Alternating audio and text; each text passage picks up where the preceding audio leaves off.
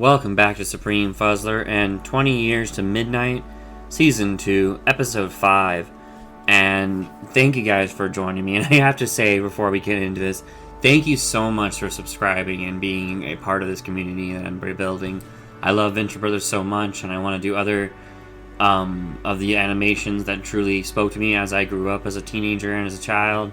Well, preteen or whatever. And I just am amazed about how much people really are enjoying Venture Brothers.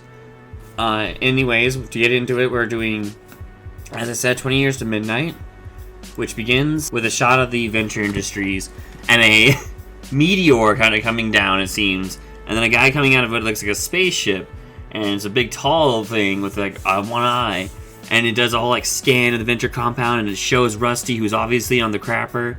And then it goes to Brock, who's doing a vacuuming. He vacuums and he hits a box and finds this box. Calls up Doc, who's on the crapper. And is like, what? And it's like, I found something you might want to check out. Like, oh yeah? Which, after the intro, it shows it was a box that was like full of stuff from 20 years ago. Which Brock found a shirt that Rusty's like, you're stretching it out. Like, what do you care? It's been in a box for 20 years. And Dean's like, are you going to keep this? Because who can't use another sweater vest? And Hank points out, cool guys. Which, oh my god. This episode, I like to point out, like, Dean apparently, and I think if I recall, he kind of keeps on the sweater vest style his entire venture career throughout the series. Hank truly changes his wardrobe quite a few times. Not a lot, but quite a few times. And just interesting to think about. They find Brock actually found a recording, and it's like a VHS tape, although I think it might be late, excuse me, God, it might be something earlier than VHS. Rusty talks about how, because Jonas in the video, says it's Jonas on the VHS tape, in the video is like, I know that you were really into videos and we're filming, and Rusty's like, I told him once that I was into films, and then every year, it's been film cameras and recording devices. And Hank's like, I want to say, Pop, I'm not really into neckerchiefs. And Dean points out, you wear them well. Which is an interesting thing, as I was saying. Hank apparently just is not into the neckerchief himself. But he does wear them well, indeed. He looks great in them. The video has Jonas explaining how he had mysterious messages sent to him back 20 years ago. Or 40 years ago, rather, at this point. Back when Rusty was just a boy. Showing that Rusty was playing around, like, saying the floor was lava, you know, how kids do. And Jonas basically telling him to shut the hell up. Well, he doesn't say shut up. He's like, Rusty, please, I'm trying to listen. Basically ignoring his son. You know, how Jonas do. And he continues on, Jonas does, about his new invention that Rusty's like, oh, I smell money. I want to hear this. And apparently it's like a special device that he doesn't really explain 100% about it, but he has it scattered across the globe in 4 different secret locations. In this meanwhile, you see the guy who was the big guy before, who was assumably an alien, you could pretty much guess, and he falls into the, you're checking it out and everything, and he falls into the pool and has that whole puff up thing that happens when you have too big of items in the pool, or too big of pants or whatever in the pool. Jonas continues on in what he's talking about, which he says May 4th of your 30 or 43rd year, which Brock points out is tomorrow. They have to find this, which is oh shit, time limit is just been brought upon us. And they have to find 4 different locations. One of them, the first one apparently, being on Spider Skull Island. And they have to go find it where Jonas is, apparently.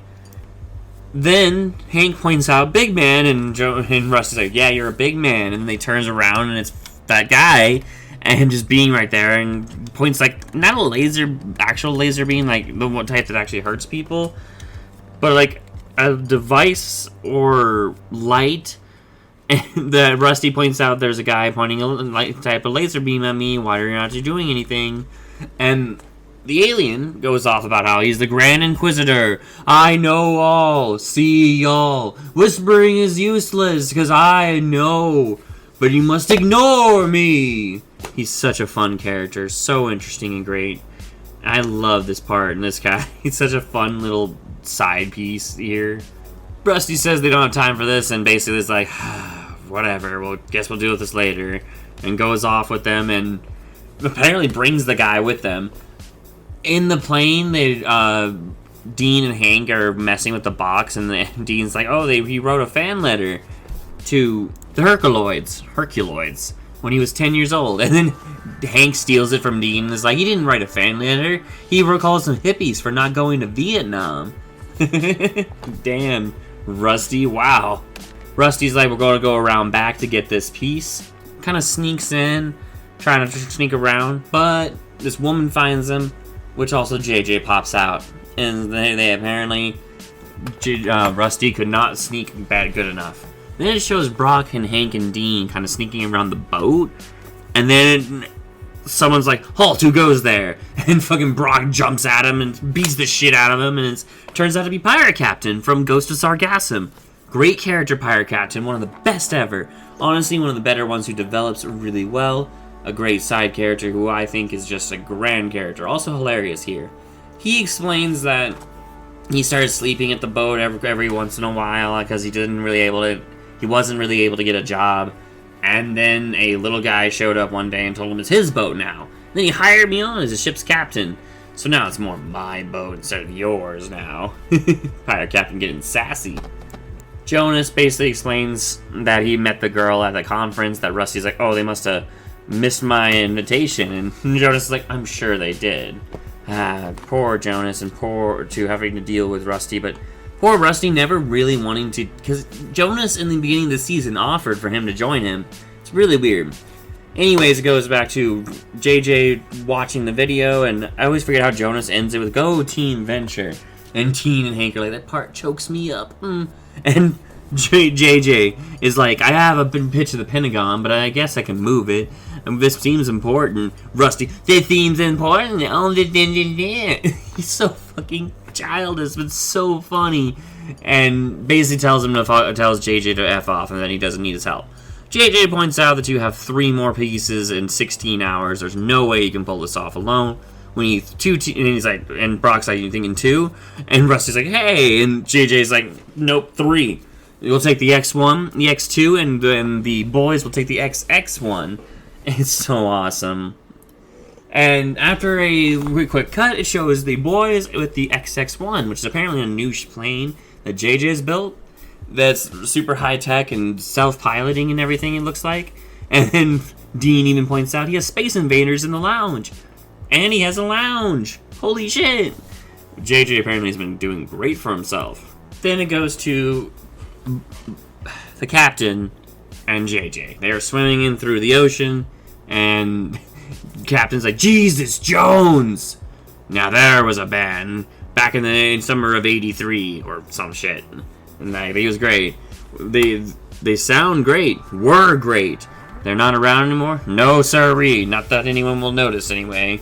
So, and they're knocking on this like underwater facility, which you can kind of see a shadowy silhouette, which ends up being, it looks like a Johnny Quest character, who I'm pretty sure he is Johnny Quest in this, especially in this one. It's not until season 3 that they have to rename him to Action Jonny, but he's essentially Action Johnny Quest is his name.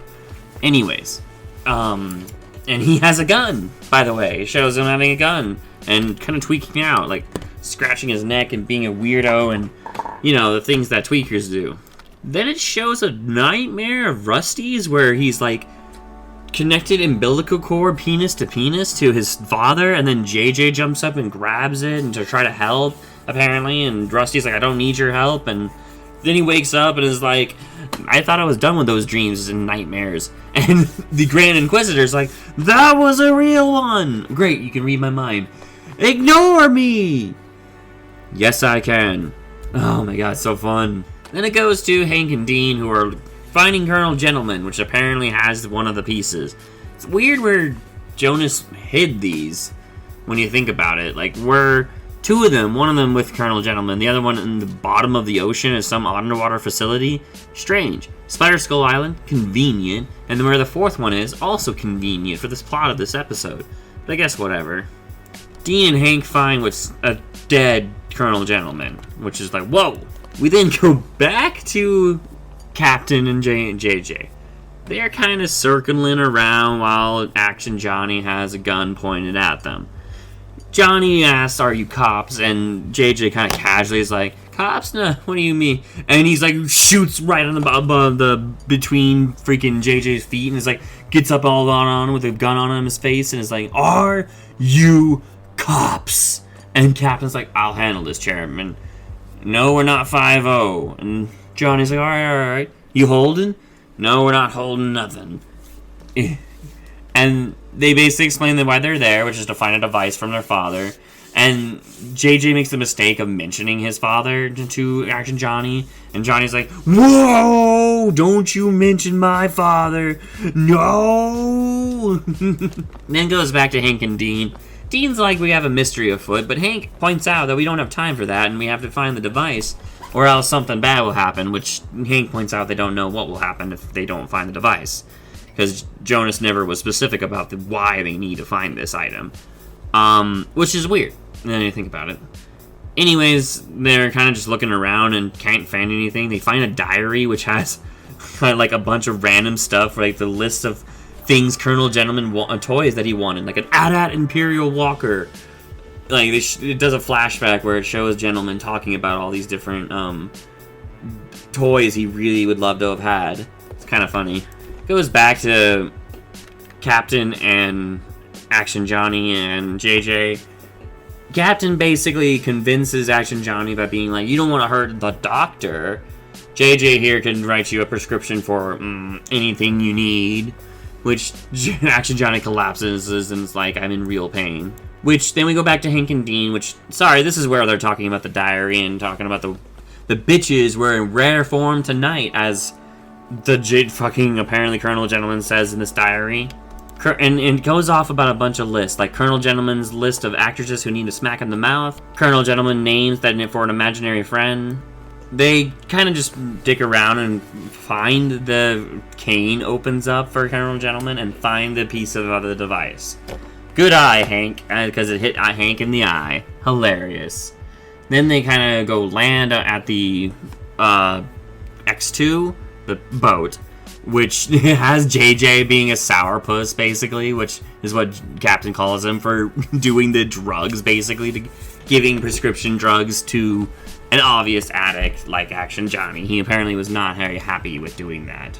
We then go to New York, where Rusty is. Rusty's explaining that Impossible Plaza, where it is in the middle of New York, is where Venture Industries headquarters used to be, and that's where one of the pieces is remaining. Brock points out, so you think he's just going to give it to you, but Rusty points out that he has someone on the inside. Oh yeah. Which it cuts to Sally. Sally Impossible from the Ice Station Impossible episode, if you remember. It kind of got close to jiggy with it, though I don't know. It's kind of left ambiguous whether or not they did get jiggy with it. Her and Rusty, rather. She apparently is really into Rusty still, though, and is trying to pack up to get out of there. Dr. Impossible, or Professor Impossible, catches her trying to leave. Not trying to leave, but packing up, basically. They kind of have a conversation about how she should have someone to follow her, and how she wants just some alone time, though. In the end, and he refuses to acknowledge the kid's name. I want to point this out. Professor Impossible is a horrible person. Horrible father. I don't care how great of a scientist he is. He is a horrible person. I also don't know if he knows, because as a matter of fact, no one knows, now that I realized it, what the whole point of this is. Sally basically goes off about how they need real human affection, and and how Ned can give that, even though Professor Impossible has a robot that is trying to simulate human affection, so that's why he's programmed to do that. Sally basically wins the day by being like, "I need to leave, you must let me go." And Professor Impossible's like, "Oh, maybe soothe the female, don't strain yourself, Richard. Goodbye." And leaves. But Professor Impossible fucking comes up with a brilliant idea, like, "Oh, human affection? I got you." And sends bodyguards with her. Luckily, Brock takes out the bodyguards as she's getting on her train, which she meets Rusty. Rusty basically talks about how they are going to have a plan to get inside and get this piece of device, and then they can get out of there and take her away from Professor Impossible, along with her son, Rocket, finally. They also show in the middle of this, though, that Ned is getting an ice cream, but gets it stolen by a bodyguard-looking motherfucker and knocked out, unfortunately, apparently. Yeah, because he's like, nap time. It also shows Rocket getting out of Ned's coat or whatever and basically getting lost at that point. Sally is, and they're talking about their final plans, and she's like, pinch me because I must be dreaming. And a fucking homeless guy's like, no, don't worry, girl. I see him too. Yep. I just took a fat shit.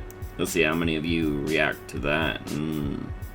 We go back to Sally and Brock are now getting inside of Sally, Brock, and Rusty are getting inside. Sally's super happy, obviously, because she's escaping from her imprisonment, essentially.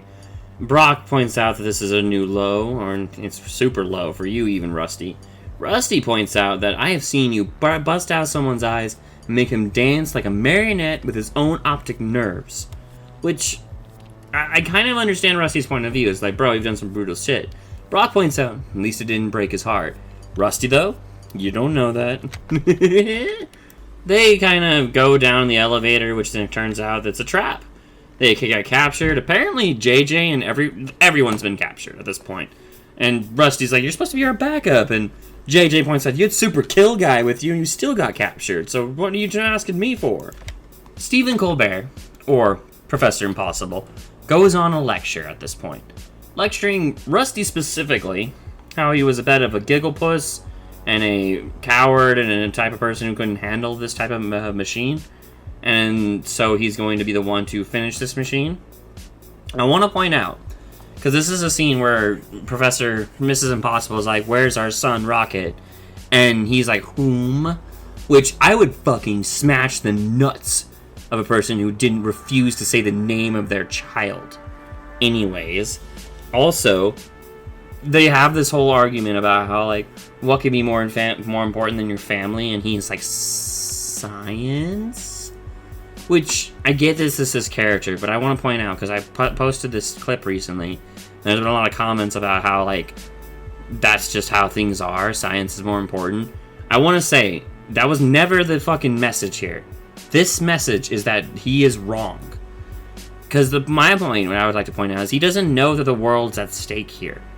All they know is that this is an important invention that Jonas believes it needs to be built at this time before the end of the night. By midnight tonight, specifically.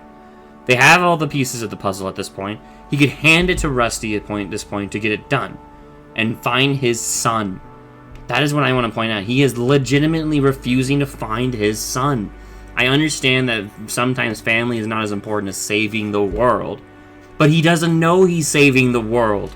He's arrogant and believing he's doing something grand, when in reality his son is fucking lost. Legitimately in the hands of if I remember what's about to show us soon, of the fucking Inquisitor.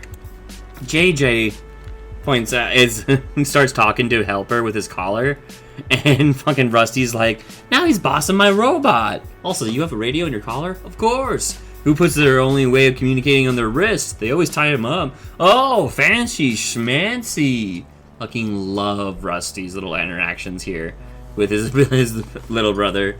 Helper jumps off the plane and leaves.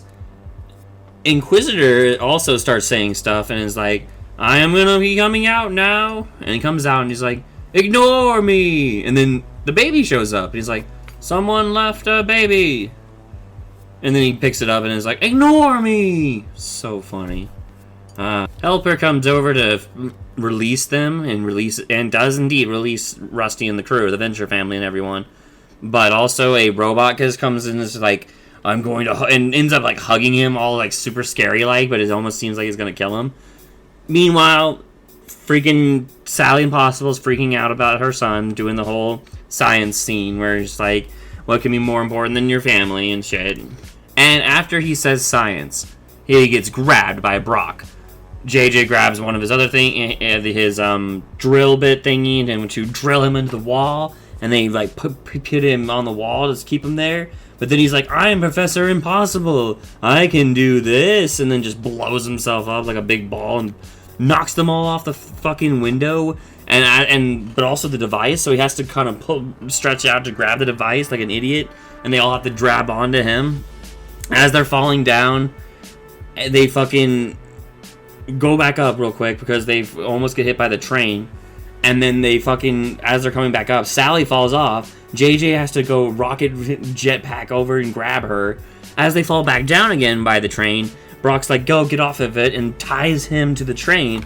And fucking so that as the train goes off, Mr. Impossible, Professor Impossible is like, weight limit exceeded, and it breaks off the fucking bar of the train as it breaks, and then boom, right in his face, and just breaks his face. And then he drops the device. Midnight hits. The Inquisitor shows up, tells him the great judgment is upon you. Congratulations, humans. Ignore me. Such a fun, intriguing character. The device activates. Jonas Venture, the senior, walks through what is assumably a portal. And they're like, oh my god. Rusty's like, Papa? And then he pulls out a laser gun and shoots the fucking Inquisitor. And is like, he was here to destroy the planet. And then he left, and he's like, well, he's trying to leave. Rusty freaks out and is like, how could you leave me all alone? Although Hank and Dean are also like, ask him some stupid questions, like, hey, what's that thing under the bed do? But Rusty's like, I'm trying to have an important moment. How could you leave me, though? And they ask him to stay. Jonas is like, I can't. He goes into a whole rant about, like, those stars. Well, you can't see them because we're in the city. But those stars, where they're always watching you.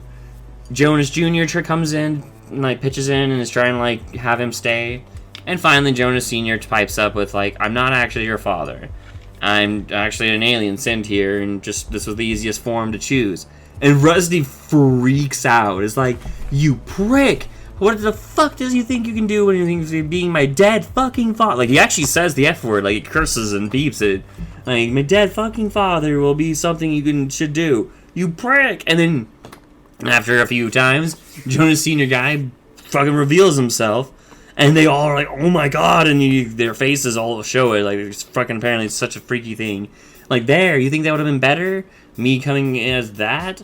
You practically crapped your pants, except for him, points to Ned. He crapped his pants. Boom, boom.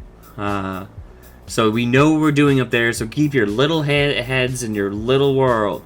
Ingrateful half monkeys. And then he leaves in the portal. And indeed, bye. Whatever. And they suck the portal in also at the same time so that they can't keep using it in any way. And then Rusty laments how we don't even get gas money for this. Nothing actually was succeeded here. God damn it. Brock is like, we kind of saved the world. And JJ's like, we did it as a team, a family. And go Team Venture, the boys say. Oh, it's so funny. After the credits, which also has Giggle Puss as its fucking its little credit thing, because by the way, it always has those in every episode.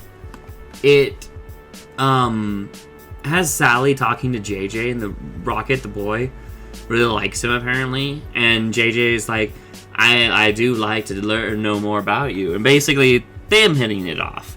You fucking pirate captain's like, you can almost hear the humpbacks a calling. And Brock is gonna lament and going off about how, like, I've seen some pretty weird stuff in my day. And Rusty's like, oh yeah. And then it kind of shows fucking Professor Impossible just kind of floating in the wind. Should we help him? Oh, so funny. I don't think we should, because he's an asshole. That is this episode. It's just kind of a short review real quick, but it's going to be a little more with this end part. So, this episode is really important in a lot of ways. Sally Impossible's change, Dr. and Professor Impossible's changes. JJ's rising in the world is obviously one of the big things that happens in this. Also just what JJ is doing in general. Pirate Captain's character, where his character is for the rest of the series, or at least for a majority of the rest of the series, and basically where we can just say where he is. He's with JJ. A fun little showing of Rusty, not fun per se, but a showing of Rusty truly wishing he could have said something to his father. He does a whole, like, why'd you leave me all alone kind of speech, and it's really deep and sad to think about how he really wishes he could have seen his father again. And then there's also the aliens, which, although I don't want to spoil anything, but it's interesting that they have aliens introduced here. Like, and how they could be a major piece at any time, and how they're just a fun little watching over Earth, basically, type of creatures kind of thing. Oh, yeah, and Colonel Gentleman's dead in this, by the way. Like, that happened. Like, they kind of just write that as a thing that happened in this episode. It's interesting to think about until other stuff happens in the series. Overall, a really pretty fun, great episode. It's not as crazy chaotic like Escape to House of Mummies is, but it's still also a pretty fun, adventure-esque episode. We also got to see Action Jonny for the second time, I think? I can't remember if this is the first time he's introduced. It is. It is the first time he's introduced. I just couldn't remember for sure. And he is a fun character. Although, sad in the respect that he's a pill-popping addict, but it's an interesting concept for what Jonny Quest could have became. Especially in this, where he's still Action Jonny Quest. And it's so funny. He's voiced by Brendon Small? Holy shit. Is he always voiced by Brendon Small? One moment. I gotta figure this out. 1 second. He is. Brendon Small is always playing Action Jonny, which is freaking fantastic. I love Brendon Small's voice acting. Home Movies is great, but honestly, Metalocalypse is great. It's definitely a series that I plan to do another review series on. But in any case, that is a fun little fact to have. Anyways, Action Jonny is great. Dr. Venture's great. John and Brock's great. The Venture family's great. Everybody's great in this episode. Honestly, I've little to critique. I've never been a fan of Professor Impossible, but he's an hateable character. That's kind of his whole point. He's not a character you're supposed to like. I don't agree with him in any way in regards to the science stuff. Despite science being a naturally important thing, I do not consider, it above family unless maybe you are 100% aware you're going to save the Earth. And that was the thing. No one was aware that the Earth was truly in danger in this scenario. They knew it was urgent, but they didn't know the scope of the urgency. And thusly, it was ridiculous for him to not go find his son. His child was missing. It's ridiculous. Anyways, thank you guys for joining me. Please like, comment, subscribe if you haven't subscribed already, even though people have been subscribing, so thank you. And I'll catch you in the next episode, which is one of my personal favorites, Victor Echo November. I hope to see you guys and listen to that episode. Also, if you're not on YouTube, but hit me up anywhere else. Did you check out your podcast, another video, audio portion of it? I am just discussing, adventure episodes. And comment and talk to me about this episode. I really enjoyed it. It's one of my, not my favorites. I can't say that because there are so many good episodes, and I just can't say that, or else I'd say it to all of them. But it's a good episode. Really fun. Really awesome. Have a good day, guys. Ignore me!